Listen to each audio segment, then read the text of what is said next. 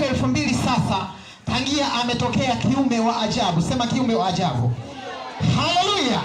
Kwa sababu walikuwepo wanadamu wengine ambao walijaribu kuonekana kana kwamba nao ni wanadamu wa ajabu, lakini kuna sheria za dunia ziliwadhibiti. Haleluya. Sheria za dunia ziliwadhibiti na zinaendelea kutudhibiti mpaka leo. Haleluya. Lakini alitokea kiumbe wa ajabu ambaye siku moja maandiko yanasimulia kwamba wakati anataka kuvuka ng'ambo kwenda ng'ambo avuke bahari, alikuta mashua zote zimeondoka. Haleluya. Bwana Yesu asifiwe sana. Alikuta mashua zote zimeshaondoka. Amebaki peke yake pale ng'ambo. Bwana Yesu asifiwe sana. Lakini angelikuwa ni babu yako pale angezuilika. Haleluya. Angelikuwa ni rais wa nchi pale angezuilika. Bwana Yesu asifiwe sana.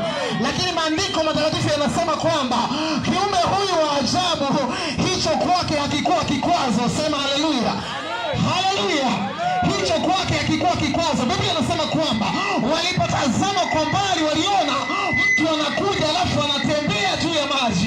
Wakaanza kujiuliza, anaweza kuwa mtu au inaweza kuwa mzimu wa mtu fulani. Haleluya, haleluya. Yesu akawaambia, ni mimi wala sio mizimu, kwa sababu walizoea kuona ni mizimu inafanya maajabu, lakini leo wanaona mwanadamu anayekula ugali yuko anafanya maajabu. Shangilia Bwana Yesu kwa makofi. Haleluya. Huyu kiumbe ni waajabu. Naona raha kuongea habari zake. Bwana Yesu asifiwe sana. Huko nilienda tu.